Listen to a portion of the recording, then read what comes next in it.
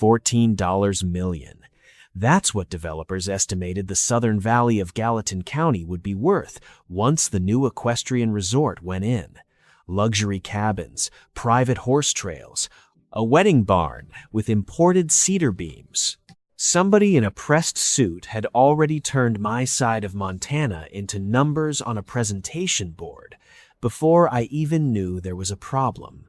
The woman running that project had spent the better part of 10 years convincing the county she was preserving local heritage while slowly buying up everything around it. Old ranches, grazing fields, rental homes people had lived in for generations. She smiled in newspaper photos, shook hands at charity dinners, and talked about community like she personally invented the word. Then, one October morning, she sent me a certified letter telling me my south fence line was illegal, 30 days to remove it. A fence my grandfather built in 1978, with timber cut from our own property. The same fence my daughter used to hang Christmas ribbons on with her mother. By sunset that same day, the woman herself drove out to my farm wearing a bright pink coat that looked expensive enough to pay my property taxes for 5 years. She stood by my gate with a county deputy and a land survey crew behind her and informed me, politely, professionally, and without a single ounce of hesitation, that the southern pasture no longer belonged to me. My 7-year-old daughter stood on the porch holding a stuffed bear with one missing button eye while listening to a stranger explain why we might lose our land. What would you do if somebody tried to erase your family, one property line at a time? Stay with me. This one earns its ending. My name is Ethan Miller. I'm 39 years old, born and raised outside Bozeman, Montana, and I've spent most of my life fixing things that break slower than people notice. Tractors, water pumps, fence posts, diesel engines, sometimes roofs, sometimes myself. I drive a faded green 2008 Chevy Silverado with rust under the doors and a heater that only works if you kick the dashboard twice. I own 6 flannel jackets, 3 pairs of winter gloves, and exactly 1 black tie from my wife's funeral. I haven't worn it since. The farm sits in the Gallatin Valley, about 20 minutes north of town, tucked between low-rolling pasture land and a creek that freezes hard enough in winter to carry coyotes across it. The house is small, white paint peeling off the siding in strips, tin roof patched twice after hailstorms, front porch leaning just enough to make visitors nervous. But it's home. Or at least, it was. There were 14 cattle left when this story started. Used to be 32 before Laura got sick.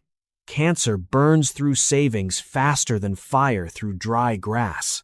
That's something people don't tell you until you're standing in a hospital parking garage at 2 in the morning trying to decide whether to buy groceries or another week of medication.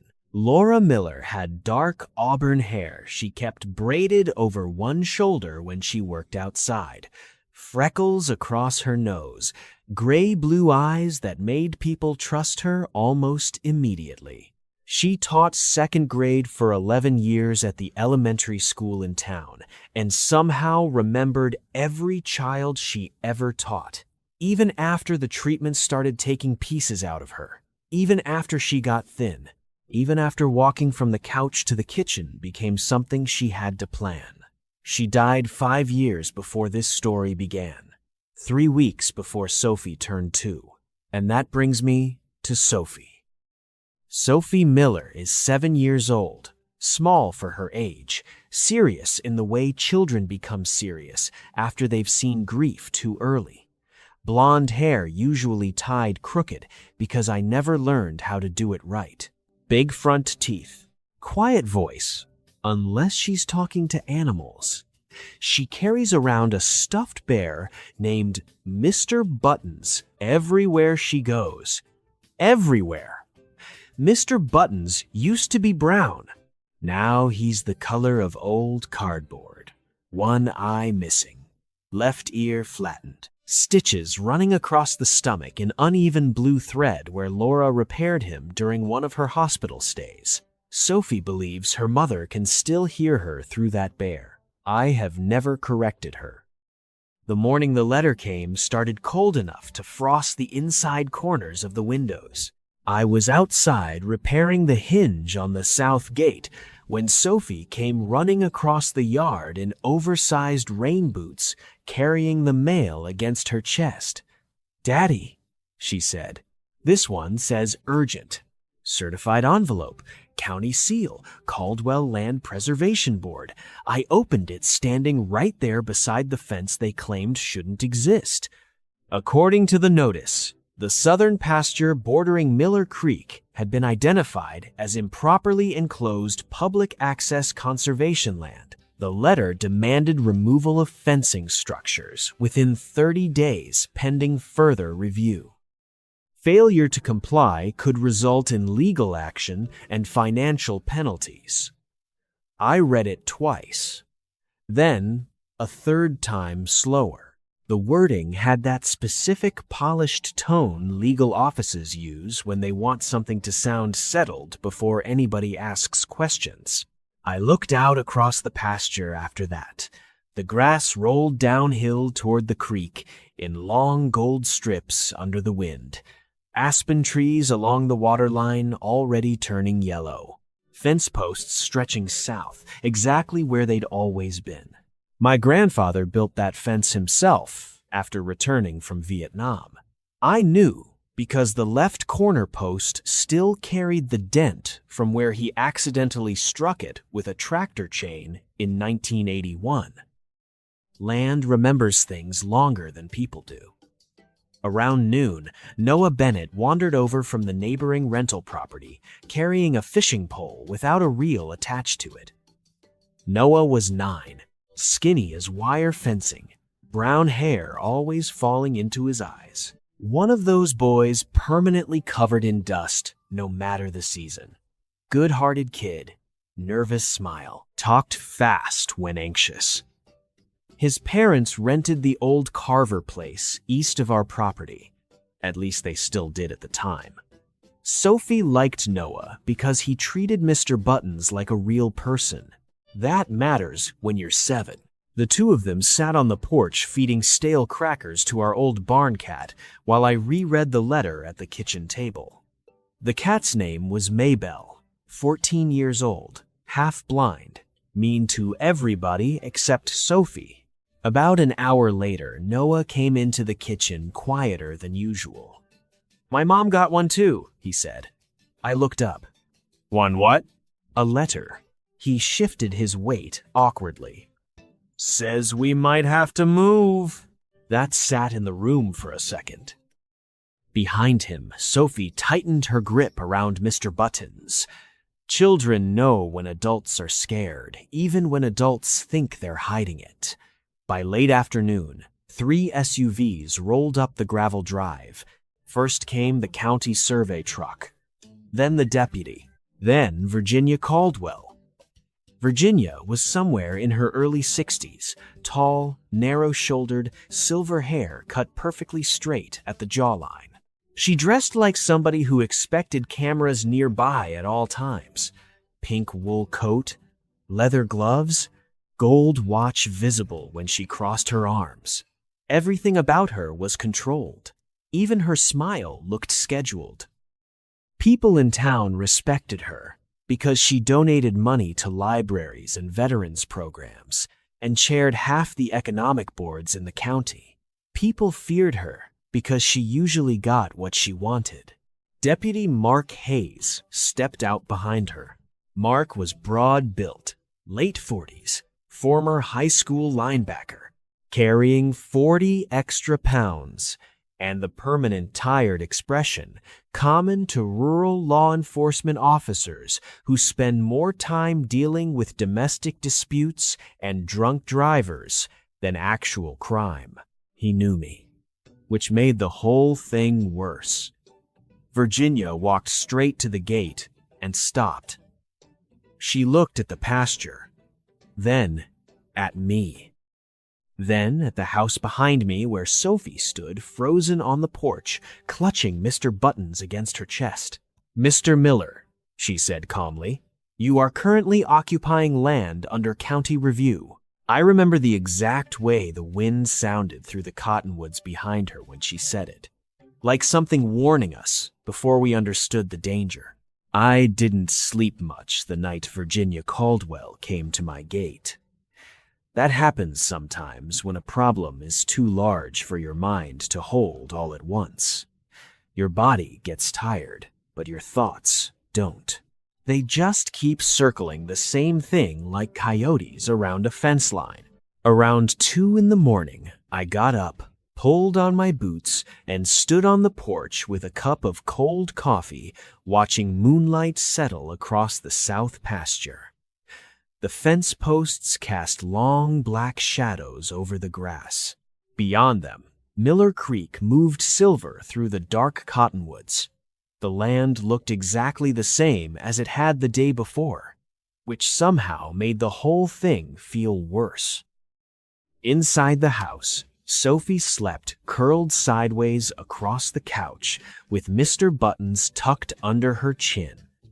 The television flickered silently in the corner because she hated sleeping in complete darkness now. Ever since Laura died, Sophie needed some kind of light nearby. Grief changes children in quiet ways first. The next morning I drove into town. Bozeman was growing too fast for itself. New cafes where feed stores used to be, expensive condos replacing machine shops. Men wearing cowboy hats they'd bought that same week, walking sidewalks beside ranchers whose families had worked the valley for 4 generations. Progress, people called it. Mostly it just looked expensive to me. The Caldwell Land Preservation Board operated out of an old brick municipal building near Main Street, built sometime in the 1940s. Narrow hallways, scuffed linoleum floors, a flag in the lobby that always leaned slightly left no matter how often somebody fixed it. The receptionist sitting behind the front desk introduced herself as Tina Morales, early 50s, sharp glasses, gray streak running through black hair she wore tied in a loose knot. Tina had the exhausted patience of somebody who spent 20 years explaining paperwork to angry people while being paid less than the paperwork was worth. She looked up at me over the edge of a monitor. "You hear about the Miller property?" That told me more than I wanted to know already. I nodded. She hesitated, just long enough for me to notice. Then she slid a visitor badge across the counter and said quietly, "3rd floor, conference room B, not office. Conference room." That meant this wasn't some clerical misunderstanding. Virginia Caldwell was waiting when I walked in. She stood near the window overlooking Main Street, one hand resting lightly against the conference table like she already owned the room. In daylight, she looked older than she had the day before, though not weaker. Controlled people age differently. The years settle around them like armor instead of weight. She wore a cream-colored jacket, pearl earrings, and the same expression surgeons probably use before difficult conversations. Beside her sat a younger man in a navy suit, flipping through property maps. This was Daniel Reeves, the project attorney for Caldwell Ridge Equestrian Estates. Early 30s. Thin face, blonde hair combed perfectly backward. The kind of man who smiled professionally without ever appearing happy.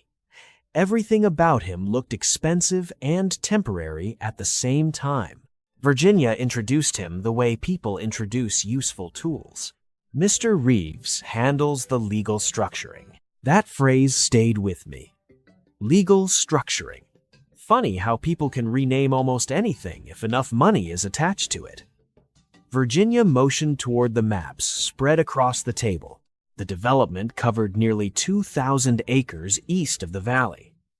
horse trails, luxury cabins, event venues, private fishing access.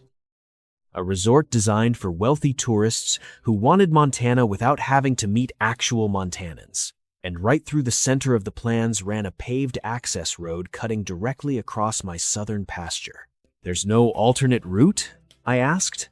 Daniel answered before Virginia could. "Not one financially practical." There it was. Not impossible, just inconvenient for them. Virginia folded her hands together. "Mr. Miller, the county review indicates the southern section of your pasture overlaps conservation easement territory established decades ago. My grandfather paid taxes on that land for 40 years. That does not automatically establish ownership." I looked at her for a long second after she said that. There are people who become cold because life hurt them. And then there are people who become cold because coldness works. Virginia Caldwell belonged to the second group. "You already started planning this before sending the notice," I said. Neither of them answered immediately. That was answer enough. The meeting lasted another 20 minutes. Mostly legal terminology and carefully worded pressure. By the end of it, I understood 3 things clearly. First, Virginia fully intended to take the South pasture. Second, she believed the county would support her. Third, she expected me to fold quietly because I didn't have money for a prolonged legal fight. She underestimated how stubborn grief can make a person. I drove home angry enough to crack the steering wheel with my hand. By the time I pulled into the yard, dusk had settled over the valley in long blue shadows. Noah and Sophie were down near the cottonwoods, throwing rocks into the creek, while Maybelle the barn cat watched from a fence post like a bitter old supervisor.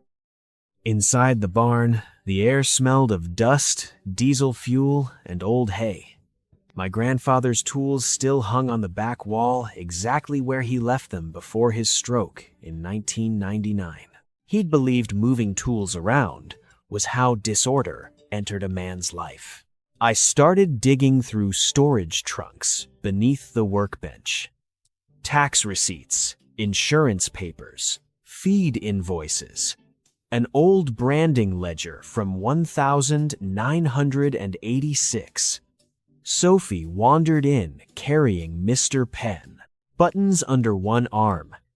"You looking for treasure?" she asked softly. "Something like that?"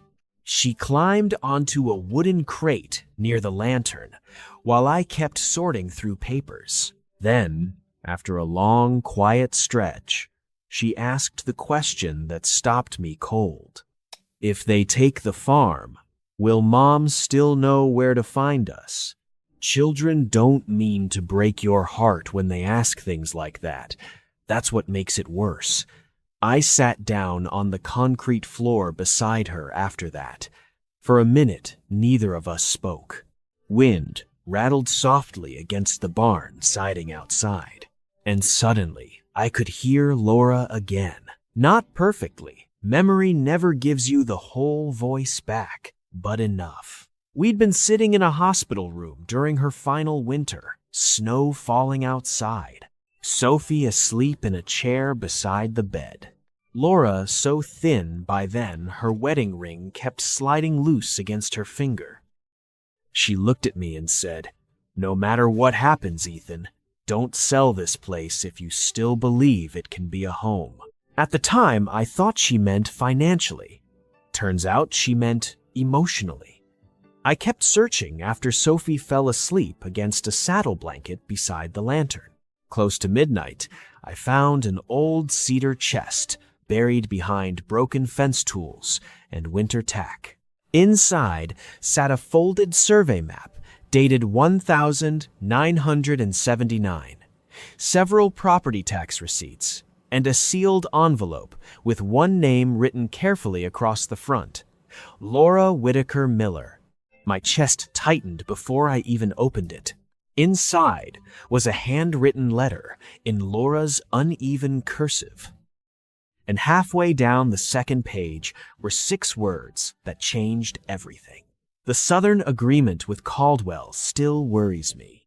I stared at that sentence for a very long time while wind moved softly through the old barn outside.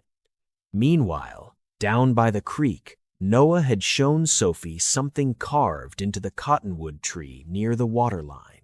LW plus EM, Laura Whitaker and Ethan Miller. 16 years old forever, inside tree bark. Sophie touched the carving gently with her fingers and whispered to Noah, "I think Mom left signs so we wouldn't get lost." And standing alone in that barn holding Laura's letter, for the first time since Virginia Caldwell arrived, I started thinking maybe my wife knew this fight was coming long before I did.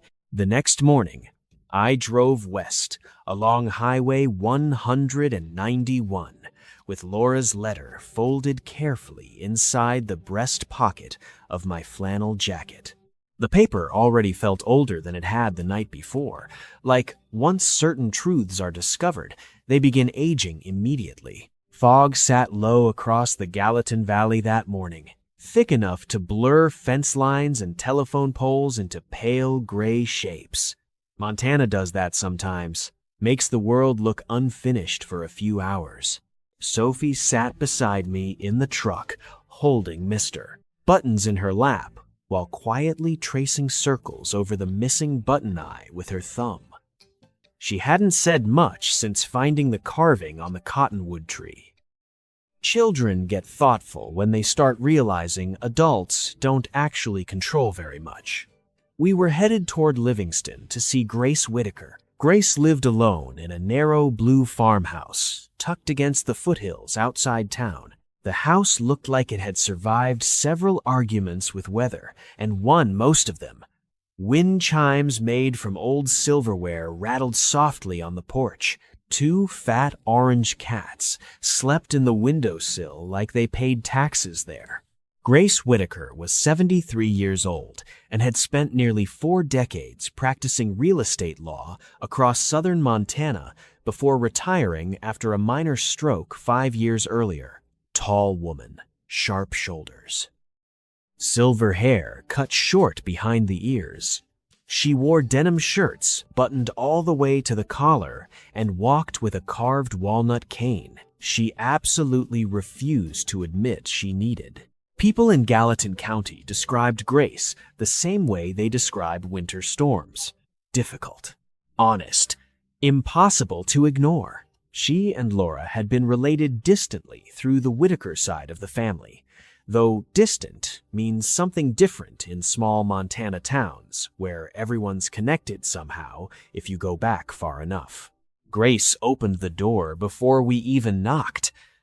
"You look tired," she said immediately. "Good morning to you too." That was my version of good morning. Sophie stepped forward, holding Mr. Buttons against her coat. Grace looked down at the bear and froze for half a second. Not dramatic, not theatrical, just enough for me to notice. "That old thing's still around," she said quietly. Sophie nodded. "Mom made him."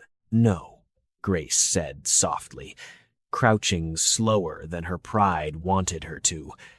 "Your mother repaired him. Your grandfather Whitaker made him first."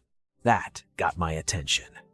Grace reached carefully toward the bear's ear, where faded stitching ran along the seam.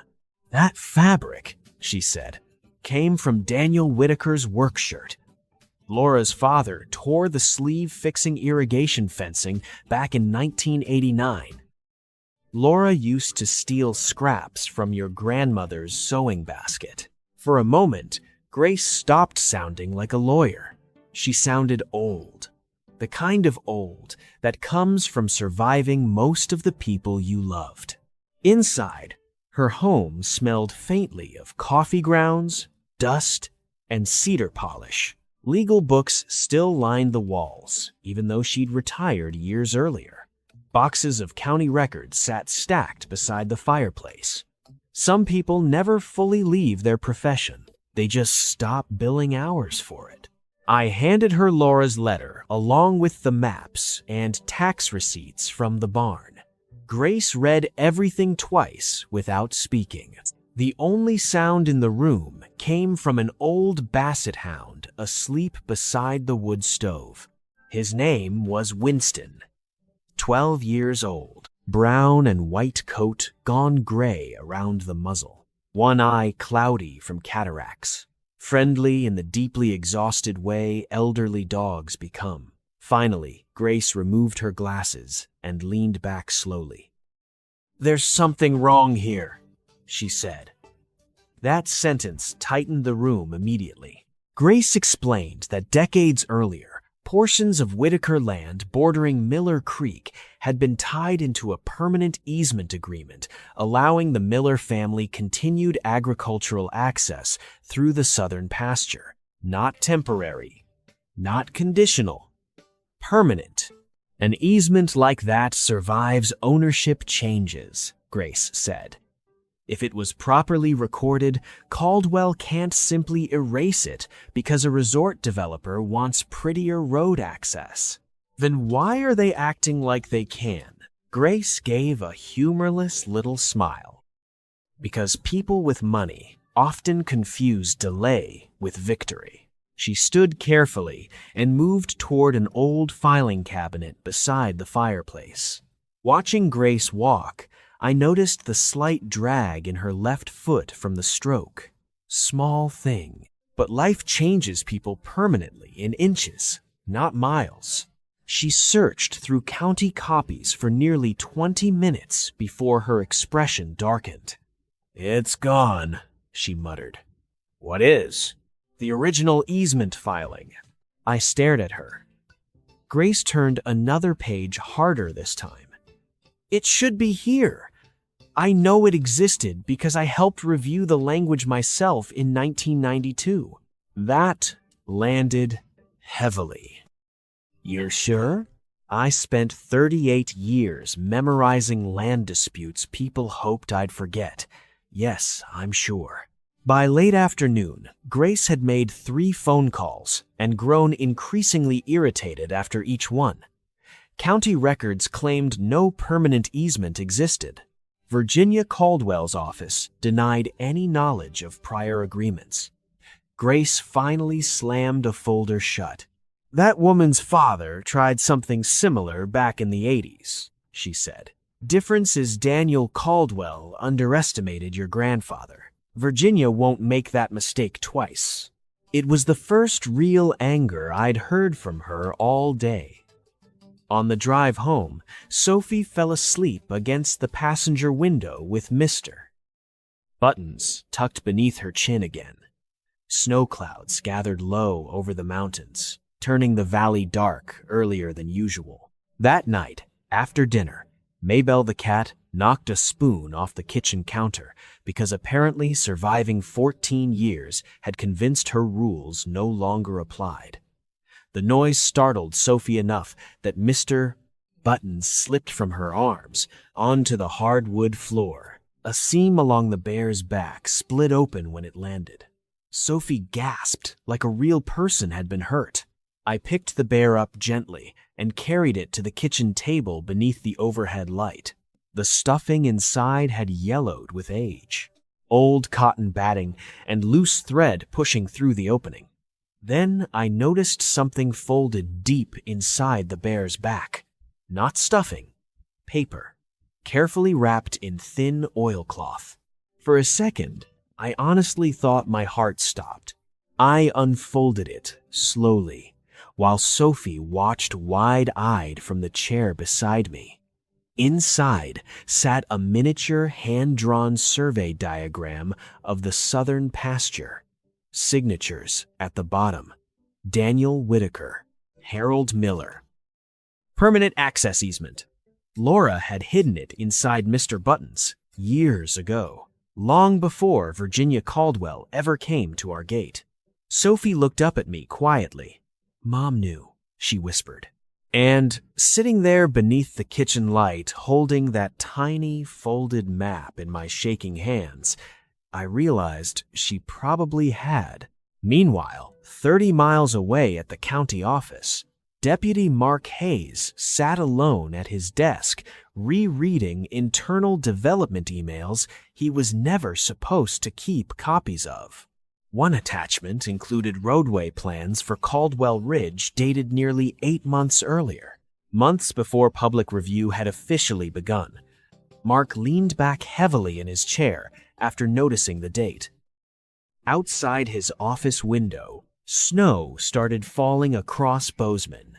Inside, for the first time since this whole thing began, he started wondering whether Virginia Caldwell had planned every step long before any of us even knew there was a fight.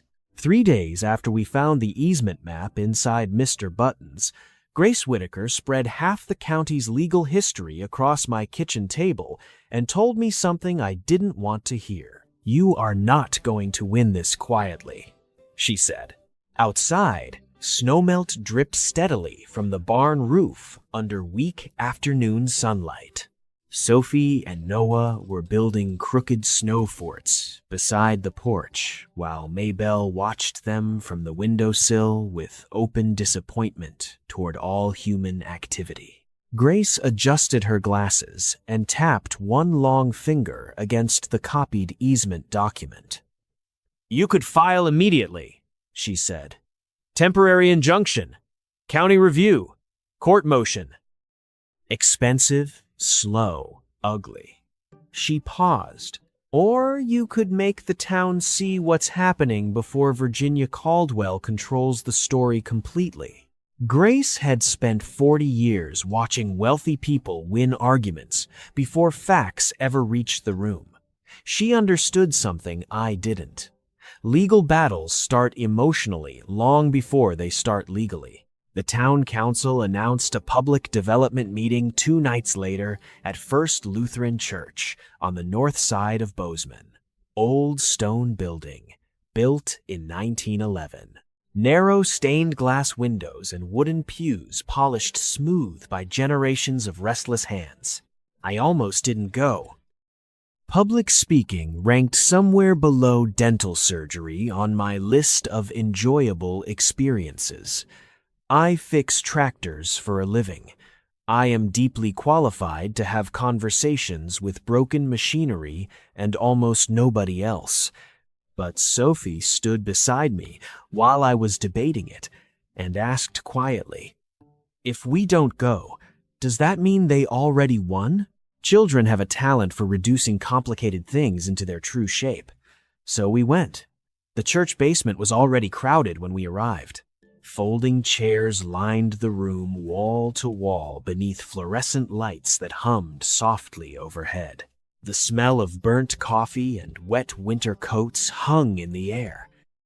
Virginia Caldwell stood near the front, speaking comfortably with county officials before the meeting started. She looked perfectly composed in a dark red wool blazer with gold buttons, calm, confident, untouchable. Some people spend years building authority until eventually they wear it like perfume. Beside her stood Councilman Richard Bellamy, a broad-faced man in his late 50s with silver rancher mustache and expensive cowboy boots, polished far cleaner than any actual rancher's boots ever are. Bellamy had served on zoning committees for years and possessed the particular smile common among local politicians who shake hands professionally while avoiding direct answers professionally. The room quieted once the meeting began. Virginia stepped forward first, and honestly, she was good. That's important to admit. She spoke clearly about economic growth, job creation, preserving Montana heritage through sustainable tourism. She talked about rising property taxes, struggling local businesses, younger families leaving town because opportunity had dried up. Caldwell Ridge Equestrian Estates, she said smoothly, is not about replacing this community. It's about saving it from decline. People nodded. Because fear works. Especially economic fear. A rancher near the back muttered agreement under his breath. A woman beside him whispered something about needing investment in town. Even I understood why people wanted to believe her. Then Virginia showed the roadway proposal across my southern pasture like it was already inevitable. That was when Grace leaned toward me and quietly said, "Now." I stood up too fast and nearly knocked over my chair. For one deeply humiliating second, every eye in the church landed directly on me while I tried not to trip over a folding table leg. I remember Sophie looking terrified. Not for herself, for me. I walked slowly toward the front, carrying the folded oilcloth map from Mr. Buttons inside my jacket pocket. And once I started talking, something strange happened. I stopped being afraid. "I'm not a developer," I said. "I'm not a politician. I don't know how to make presentations." A few people smiled faintly at that. "My wife taught second grade in this town for 11 years. Her name was Laura Miller." I paused. "Some of your kids probably had her." That changed the room immediately. People remembered Laura. Good people leave echoes behind them. I told them about the farm, about my grandfather building the south fence by hand, about Sophie asking whether her mother would still know how to find us if we lost the house. Nobody interrupted after that. Even Virginia stayed quiet. Then Grace stood beside me and presented the easement documents. Calm, precise, ruthless in the way only experienced attorneys can be. She explained that the Whitaker family had granted permanent agricultural access rights decades earlier. She explained that the original county filing had disappeared from public records. She explained that Caldwell Ridge had moved forward despite unresolved ownership conflicts. And slowly, the mood inside that church shifted. Not dramatically, but noticeably. People started asking questions Virginia clearly hadn't planned for. How long did the county know? Why weren't homeowners informed? What else hasn't been disclosed? Then Noah's parents stood up. Adam Bennett looked exhausted all the time now. Mid-30s, heavy beard. Hands cracked from construction work. His wife Rachel stood beside him, gripping folded paperwork tightly enough to wrinkle it. Rachel was small and pale, with tired eyes that looked older than the rest of her face. Adam cleared his throat nervously. "We got letters too," he said, "telling us our rental lease might not be renewed because of redevelopment review." Murmurs spread through the room. Rachel spoke next. "Nobody explained anything. They just told us we might need to leave by spring." Virginia finally stepped forward again. "This is unrelated speculation meant to derail." "No," another voice interrupted calmly. Deputy Mark Hayes stood near the side wall with both hands resting on his belt. Mark looked uncomfortable in the way honest men often do right before difficult decisions. His jaw worked slowly before he continued. "There are internal planning documents dated months before formal review approval." The room went silent. Virginia turned toward him sharply. Mark didn't look at her. "I'm saying," he continued carefully, "survey coordination appears to have started before the council publicly authorized expansion review." Not an accusation. Not technically, but enough. You could feel the authority shifting in the room after that, like ice cracking beneath weight. Virginia realized it too. Her expression hardened for the first time all night. Without another word, she gathered her files, turned, and walked out of the church basement beneath 50 pairs of watching eyes. Nobody stopped her. In the back row, Sophie sat frozen, clutching Mr.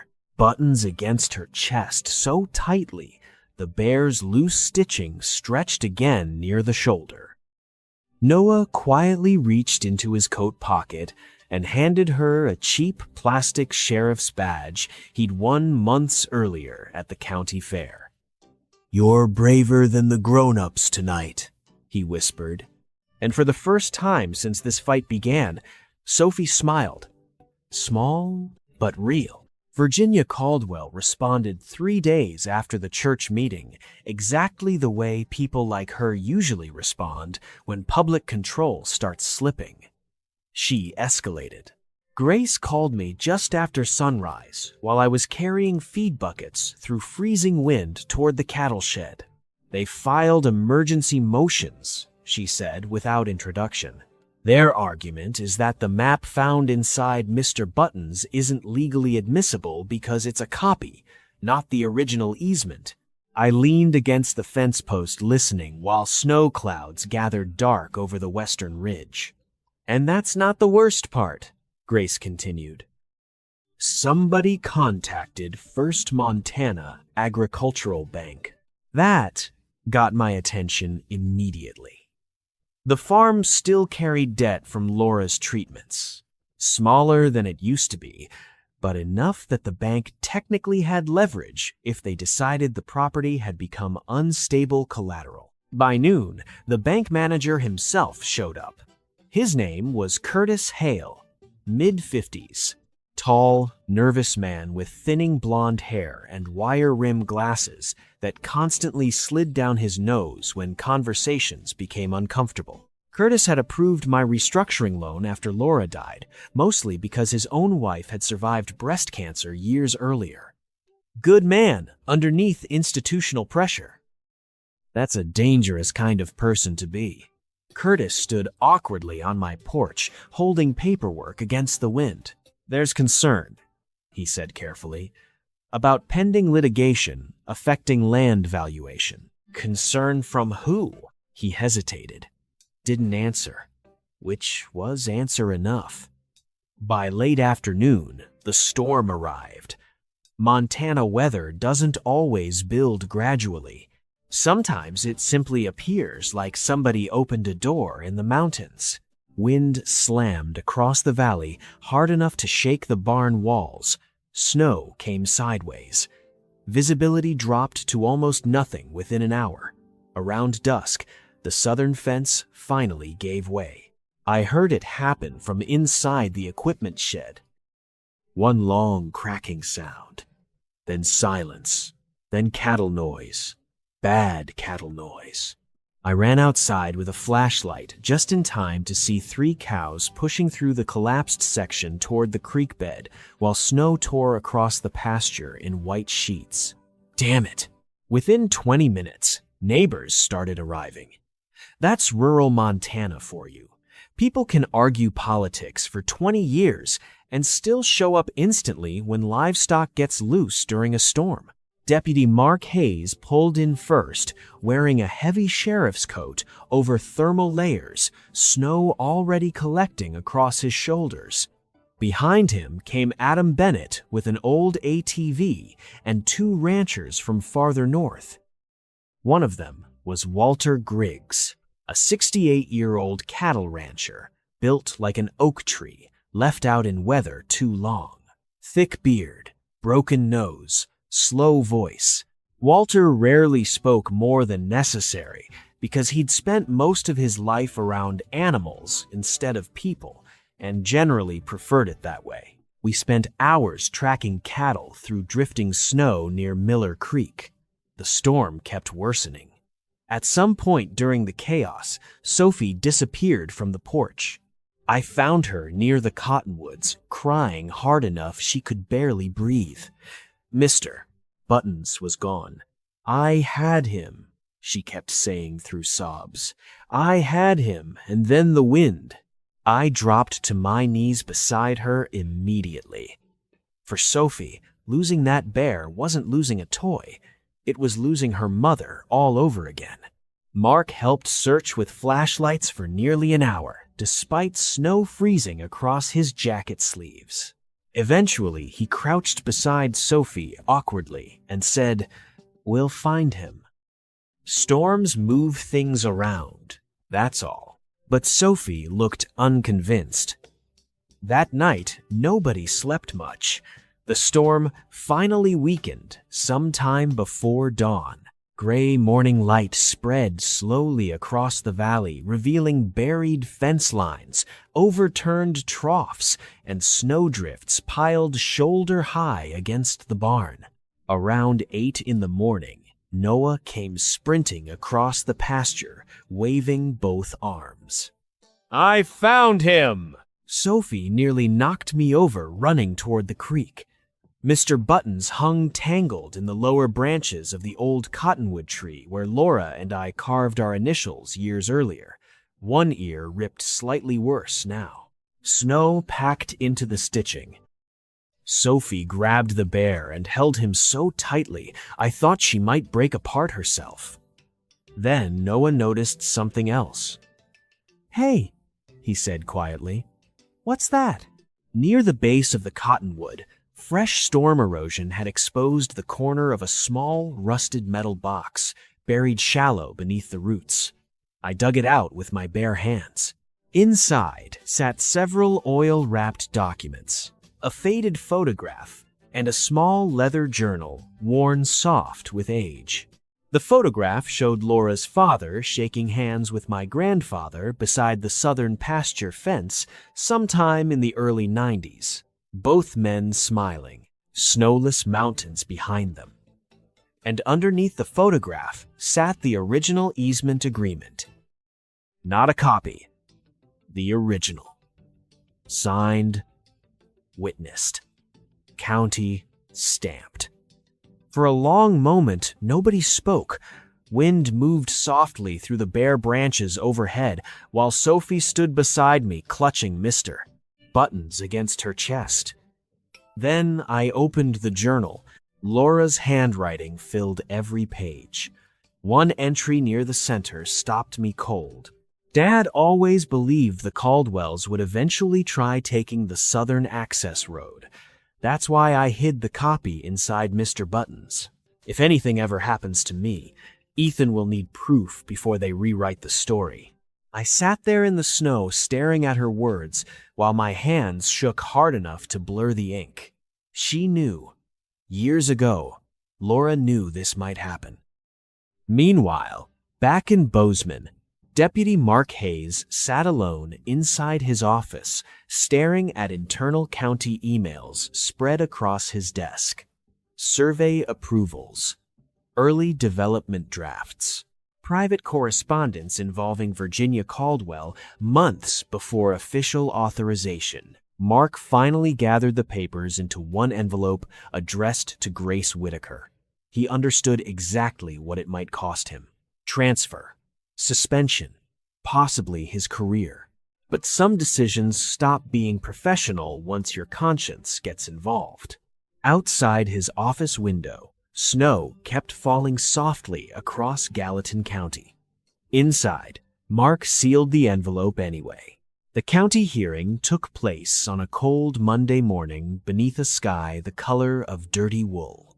By then, word had spread across Gallatin Valley far beyond anything Virginia Caldwell could quietly contain. Ranchers showed up. Reporters showed up. People who had never cared about easements in their entire lives suddenly cared very deeply.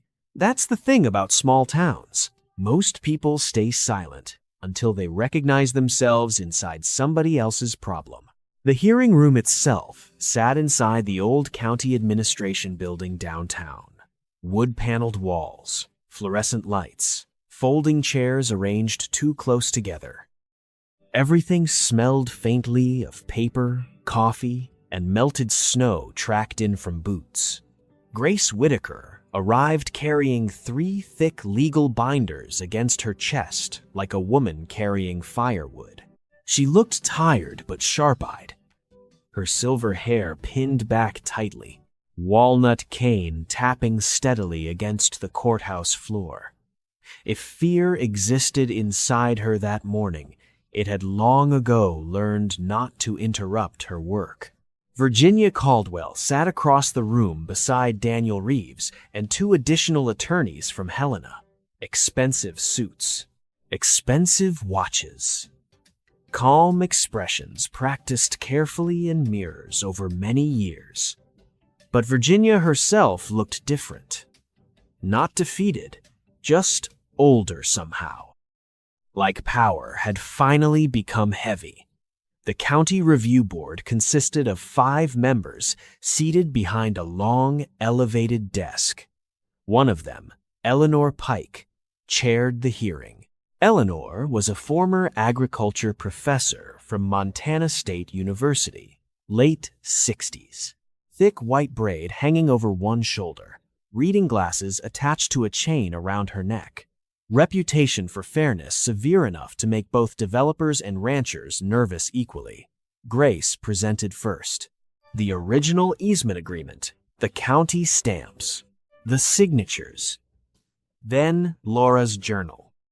You could hear pages turning in the silence while Grace read portions aloud, describing Daniel Whitaker's fears that the Caldwells would eventually attempt to absorb Southern Valley access through development expansion.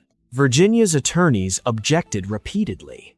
Grace ignored them with the calm patience of somebody who had survived 4 decades of male attorneys interrupting her professionally. Then came Mark Hayes. Mark walked forward in full deputy uniform, even though everyone knew by then his career might already be damaged beyond repair. His face looked exhausted, dark circles under his eyes, jaw tight enough to ache, but steady. He submitted copies of internal county emails documenting early roadway coordination months before official approval review. The room changed after that, not emotionally, legally. Virginia finally stood to speak herself. And honestly, part of me respected that. A lot of people in her position would have hidden behind attorneys completely by then. Instead, she stepped forward alone. I did what I believed would help this town survive, she said quietly. No dramatic speech, no anger, just exhaustion. She talked about shrinking agricultural profits, young families leaving Montana, businesses closing every winter. She admitted pushing the project aggressively because she believed economic growth mattered more than preserving sentimental boundaries. That phrase hurt her more than she realized the moment she said it, because some boundaries are sentimental and some are home. The board recessed for less than an hour. When they returned, Eleanor Pike delivered the ruling plainly. Caldwell Ridge Equestrian Estates could not proceed through the southern Miller pasture without Ethan Miller's direct consent. The easement remained legally valid. Prior county coordination would undergo formal review, just like that. Months of fear collapsed into one sentence. Sophie squeezed my hand so tightly it almost hurt.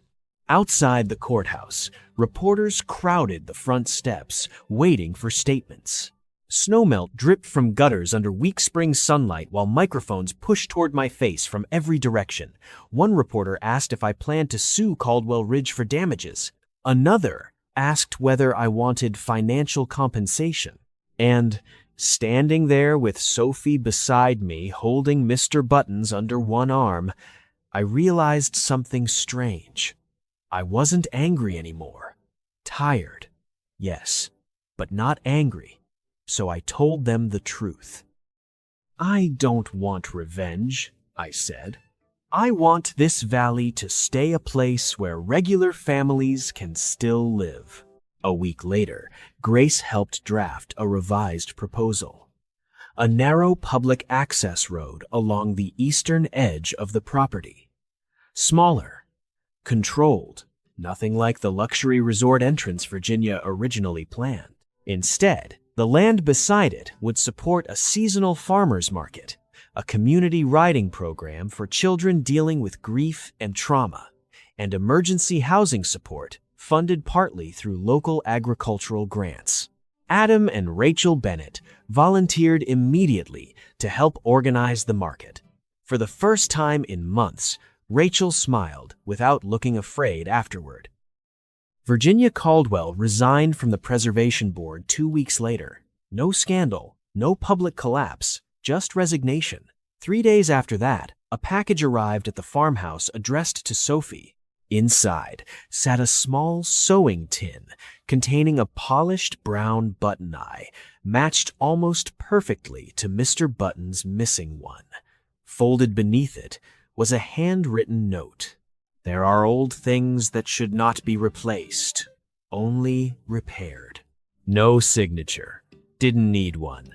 Spring came slowly after that. The southern gate got rebuilt first. New cedar posts, fresh hinges, stronger than before. One morning in April, I stood repairing the latch while Sophie sat barefoot on the fence rail nearby holding Mr. Buttons in her lap. Noah and several other kids ran laughing through the pasture, chasing one of Walter Griggs's sheepdogs that had escaped again. Grace sat on the porch, drinking black coffee beside Winston the basset hound, both of them equally judgmental toward the world. Mark drove past slowly in his patrol truck and tapped the horn twice. Simple little moment. Nothing dramatic, but important. I looked toward the old cottonwood tree near Miller Creek, where Laura and I carved our initials all those years ago. The future still felt uncertain. The farm still carried debt. The valley would keep changing whether I liked it or not.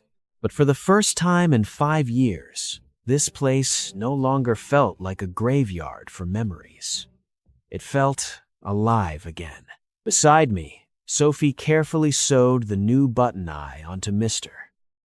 Buttons while quietly slipping the old broken one into her jacket pocket. Not throwing it away, just carrying it differently. And out beyond the rebuilt gate, the road into the valley finally stood open again. Not for people looking to take something, but for people finally learning how to belong there. Sometimes the hardest battles in life are not about money or land or winning. Sometimes they're about protecting the last place that still feels like home. Ethan fought for a pasture, but what he was really fighting for was his daughter's sense of safety. Sophie held on to an old teddy bear, but what she was really holding on to was love that refused to disappear. And in the end, the thing that saved them wasn't anger or revenge. It was truth, memory, and the courage to stand up before everything was lost. Life changes. People leave. Towns grow. Storms come without warning. But the people who matter most are the ones who keep showing up for each other when things get difficult. Maybe that's the real lesson of this story. Not every broken thing needs to be thrown away. Some things just need to be repaired with patience, honesty, and love. If this story touched your heart in any way, share it with someone who still misses a person they loved, someone fighting quietly through hard times, someone trying to hold their family together one day at a time. And tell me in the comments, what is one place, one object, or one memory you could never replace because it still carries part of someone you love? If you believe God watches over families even in their hardest seasons, type Amen in the comments for Ethan, Sophie, and for everyone out there carrying grief while still trying to move forward. May God bless you, protect your home, heal your heart, and guide your family safely through every storm still ahead.